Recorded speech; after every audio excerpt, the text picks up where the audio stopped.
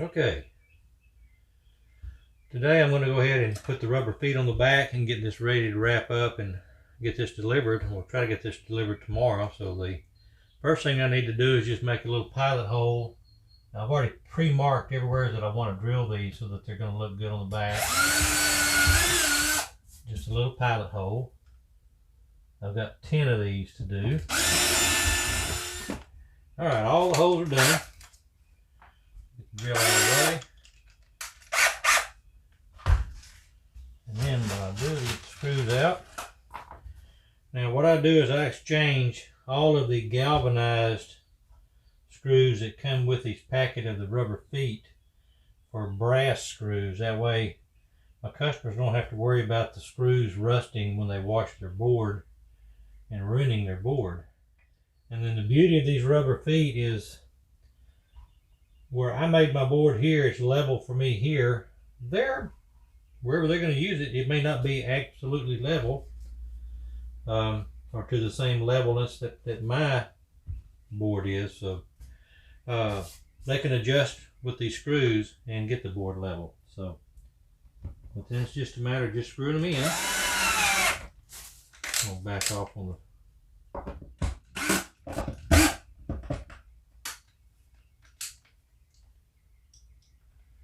these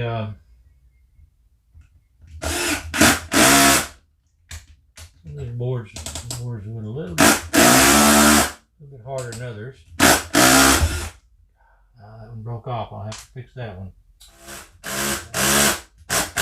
That piece of cherry's hard. I don't know why.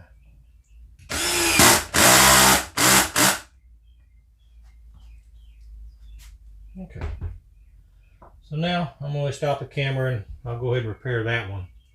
And now I'll put the last one back in. So I'll be back when I get this one repaired. I thought I'd show y'all how I got that broken brass screw out. There was a little bit of it sticking up above the surface of the board, which made it easy for me to get a pair of vice grips on. So I clamped down on it, and now I'm going to attempt to back it out.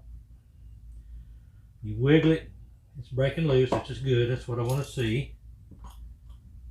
Let's see if I can get it to come out. Oh, good. Looked out.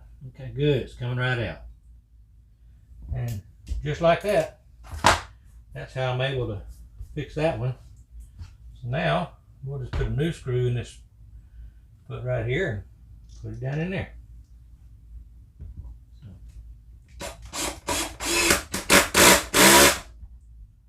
And there we go, just like that, we've got it repaired. Welcome back to the wrap-up of Mike's cutting board. As you can see, I've put 10 rubber feet on the back of the board, and that way he's got a good solid base for him to do any cutting of the meat on the cutting board, and he can keep it board level. No matter what surface he's at, he can adjust the rubber feet as necessary to keep the board level. Again, like I said, I use brass screws to hold all the rubber feet on so they don't have to worry about them rusting when they wash and clean the board. Again, this board is 18 by 18 inches square, and it is cherry and maple. Initially, we were going to make this in a checkerboard pattern, but as I had trouble making the first two boards and keeping them level and flat, he and I were talking. He had gone to my website and he saw the straight grain pattern, and he actually liked it. He thought better than the checkerboard, so we changed up the design a little bit when we made this one in the thicker material, and we went with the straight board pattern for him. And so this one worked out real good. So the last thing I have to do right now is I'm going to put one more coat of the mineral oil and beeswax paste on there and give it a little more luster and seal it up a little bit better. The board is very smooth, it's very flat, it's filled with the mineral oil. It's not going to absorb any more mineral oil. So I'm real happy with the board, and it's basically ready for delivery. Just one last little cleanup.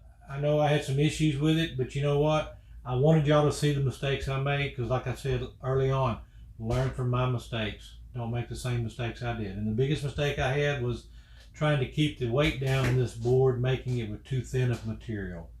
And I think that's what my issue was, because when I went to a little bit thicker material, the board lay flat like it should have. So in making cutting boards for 10 years, I've never had one board fail on me and warp. And in this one, I had two of them. And I just think it had to been the size and how thin I was trying to make it. So learn from my mistakes. Anyway, again, appreciate everybody following me, and I will see y'all on my next project. Thanks.